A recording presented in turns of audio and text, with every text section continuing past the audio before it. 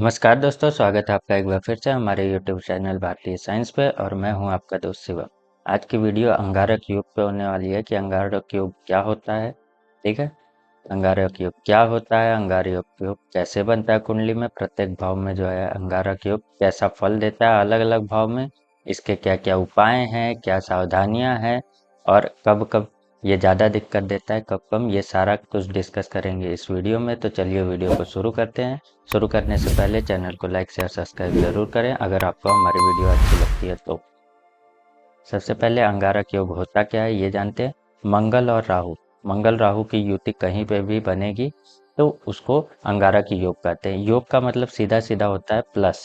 ठीक है, प्लस मतलब एक ग्रह दूसरे ग्रह से जब जुड़ेगा तो उसी को योग कहते हैं। वो पॉजिटिव और नेगेटिव दोनों हो सकता है। जब नेगेटिव होता है तो उसको दुर्योग कर देते हैं और पॉजिटिव होता है तो उसको योग ही रहने देते हैं, ऐसे ही यह राजयोग कर देते हैं। ठीक है, तो मंगल और राहु जब भी ये दोनों ग्रह जुड़ेंगे, एक साथ रहेंगे कुंडली में कहीं पे भी, तो अंगारक योग बनेगा। ठीक है, अब ये क्यों निगेटिव इफेक्ट देता है, ये मैक्सिमम निगेटिव इफेक्ट देता है। कहीं कहीं कुछ कुछ पॉजिटिव इफेक्ट होता है, वरना मैक्सिमम जो है निगेटिव इफेक्ट ही देखने को मिलता है। मंगल जो है वो अग्नि तत्व है, राहु मैक्सिमम जो है वायु तत्व को प्रदर्शित करता है। अब अग्नि ज़्यादा लगी हो, उसको वायु का भी सपोर्ट हो जाए तो बहुत ज़्यादा जो है वो तेज़ी से फैलने लगता है, विस्फोटक प्रभाव हो जाता है। इसके वजह से इसका नेगेटिव इफेक्ट बहुत ज़्यादा हम लोग को देखने को मिलता है।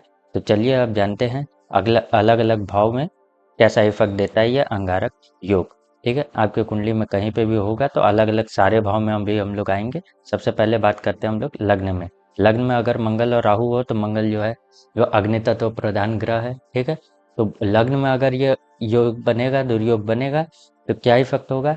मंगल जो है वो आपको जिद्दी, गुस्सैल, चिड़चिड़ापन वाला ये बनाएगा और राहु इसमें और ज़्यादा इंक्रीमेंट कर देगा और ज़्यादा इसको बढ़ा देगा। तो ऐसा आदमी बहुत ज़्यादा जिद्दी, गुस्सैल, चिड़चिड़ापन वाला हो जाएगा, जल्दीबाज स्वभाव का, बहुत ज़्यादा जल्दीबाजी करके अपना नुकसान कर लेने वाला है। ये सारे जो इफेक्ट है, नेगेटिव इफेक्ट, ये सारे यहाँ पे देखने को मिलेंगे। अगर यहाँ पे कोई पॉजिटिव ग्रह का दृष्टि हो जाता है, जैसे गुरु अथवा शुक्र, ये से अच्छे ग्रह का, तो ये नेगेटिव इफेक्ट थोड़ा कम हो सकता है। इसके अगर जगह पे कोई और नेगेटिव ग्रह जैसे सूर्य, शनि, इनका दृष्टि हो जाएगा तो ये नेगेटिव इफेक्ट और ज़्यादा बढ़ जाएगा। ऐसा आदमी फिर लड़ाई झगड़ा बहुत ज़्यादा करने वाला है, दूसरों की लड़ाई में पार्ट लेके उसमें भी लड़ लेने वाला, मारने पे उतारू हो जाने वाला है। ऐसा सारा नेगेटिव इफेक्ट यहाँ पे देखने को मिल जाएगा मंगल राहु का।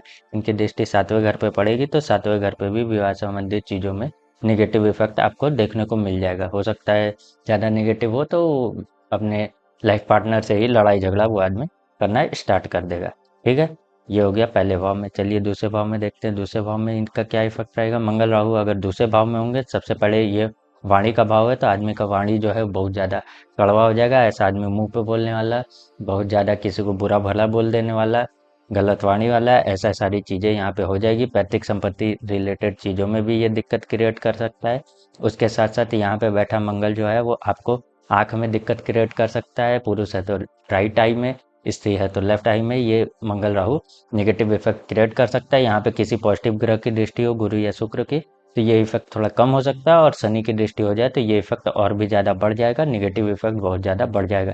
इनकी दृष्टि जो है यहाँ पे छोट चपेट एक्सीडेंट का कारण भी यहाँ पे बन सकती है। तो उन सारी चीज़ों से भी आपको बच के रहना है। ठीक है, आ जाते हैं तीसरे भाव में। तीसरे भाव में मंगल और राहु होंगे तो क्या इफेक्ट देंगे। यहाँ पे पराक्रम का भाव है और मंगल पराक्रम के कारक है, राहु भी कारक हो जाते हैं तीसरे भाव में आके।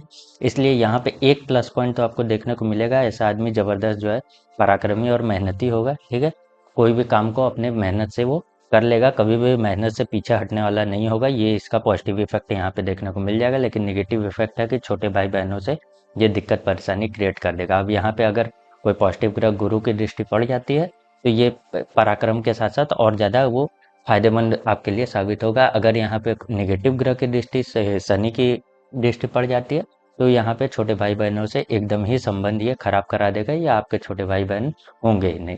ठीक है, अब आ जाते हैं हम लोग चौथे भाव में। चौथे भाव में हो ये अंगारक योग तो क्या होगा। यहाँ पे ये आपके घर का भाव है, आपकी माता का भाव है। यहाँ पे मंगल राहु की युति होगी। ठीक है, तो ये क्या आपके घर में जो है हमेशा कला का वातावरण बना के रखेगा, माता की हेल्थ में दिक्कत परेशानी क्रिएट करेगा। उसके साथ साथ भूमि भवन वाहन से रिलेटेड चीज़ों में भी आपको दिक्कत परेशानी यहाँ पे फेस करने को मिल जाएगी अगर मंगल राहु यहाँ पे है। अगर इस पे गुरु की दृष्टि पड़ जाती है कहीं से तो अच्छा होगा, थोड़ा ये सारी चीज़ों का इफेक्ट जो है वो कम हो जाएगा, ठीक है, और थोड़ा पॉजिटिव इफेक्ट बढ़ जाएगा। अगर यहाँ पे इन पे शनि की दृष्टि पड़ जाती है तो घर में हमेशा ही कलह का वातावरण बना के रखेंगे, हमेशा ही कुछ ना कुछ दिक्कत परेशानी ये हमेशा क्रिएट करते रहेंगे, आपके सुखों में हमेशा कुछ ना कुछ बाधा ये क्रिएट करते ही रहेंगे, ठीक है। इसके बाद आ जाते हैं हम लोग पांचवें घर में। पांचवें घर में मंगल राहु हो तो कैसा इफेक्ट देंगे। यहाँ पे मंगल राहु होंगे तो सबसे पहले तो आपका ज्ञान से रिलेटेड चीज़ों में, प्रारंभिक शिक्षा से रिलेटेड चीज़ों में ये दिक्कत परेशानी क्रिएट कर देंगे। उसके साथ साथ आपके बच्चे से संबंधित चीज़ों में, बच्चे होने में भी दिक्कत, उसके बाद अगर हो जाए तो उसके बाद भी उनसे संबंध में दिक्कत क्रिएट कर देंगे। ये मंगल राहु यहाँ पे बैठे हुए अंगारक योग में है। अगर इस पे कोई पॉजिटिव ग्रह गुरु की दृष्टि पड़ जाती है तो इफेक्ट जो है वो कम हो जाएगा। अगर यहाँ पे शनि की भी दृष्टि पड़ जाती है तो ये सारा इफेक्ट जो है वो और ज़्यादा बढ़ जाएगा, ये बहुत ज़्यादा निगेटिव इफेक्ट यहाँ पे देना स्टार्ट कर देंगे।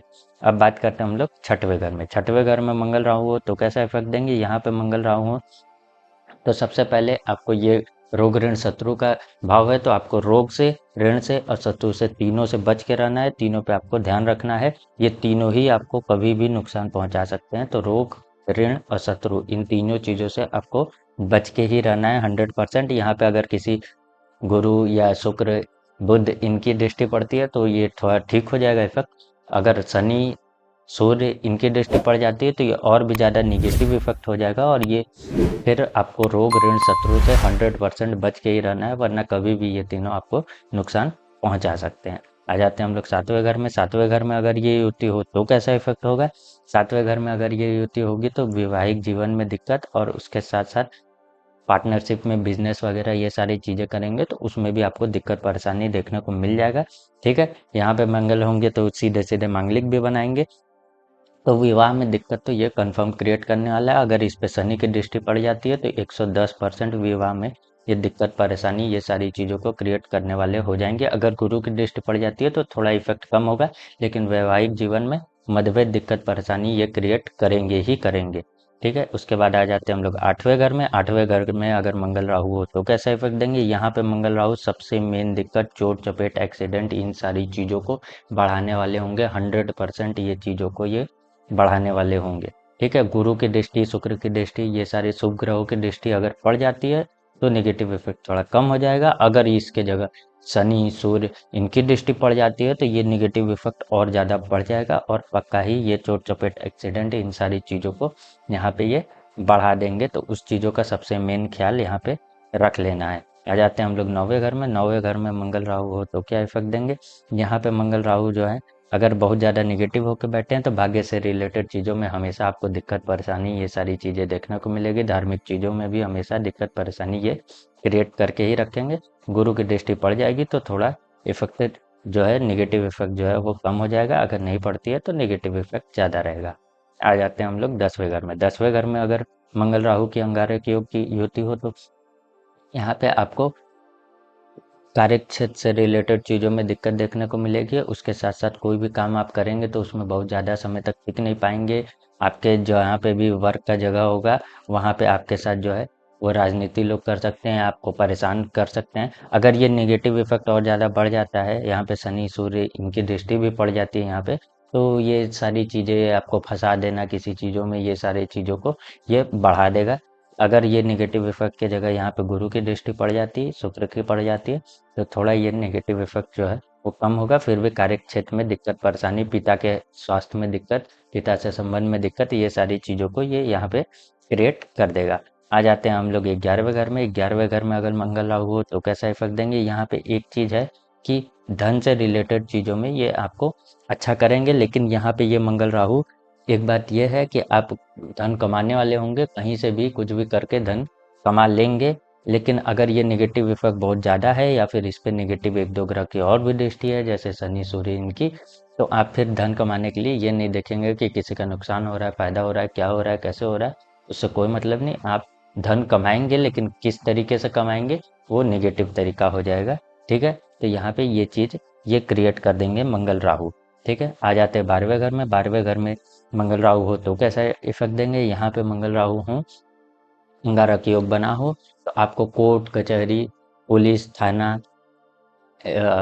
मेडिकल चीज़ें मतलब कि हॉस्पिटल, ये सारी चीज़ों से आपको हमेशा बच के रहना है।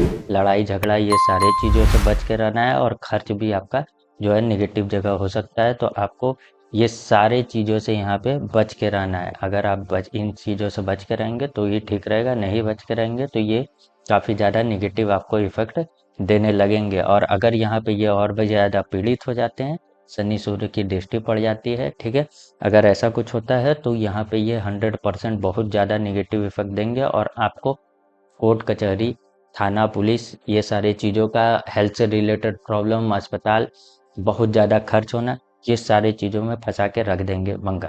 तो ये 12वें भाव में इफेक्ट हो गया। अब हम लोग जानते हैं कुछ इसकी सावधानियां, अगर अंगारक योग बना हो तो किस किस चीज़ों से सावधान रहना चाहिए। ठीक है, ये थोड़ा कंडीशनल रहेगा, क्योंकि कुछ कुछ कंडीशन में कोई चीज़ लागू होगा। जैसे लग्न पे अगर अंगारक योग बने, 7वें में बने, तो आदमी गुस्सैल जिद्दी, ये सब चीज़ें ज़्यादा बढ़ जाएगी। ठीक है, उसके साथ साथ अगर 12वें में बनेगा तो खर्च से रिलेटेड और कोर्ट कचहरी से रिलेटेड चीज़ें बढ़ जाएंगी। 8वें में बनेगा तो ऐसा, तो वो मिक्स करके ऐसा लिखा हुआ है।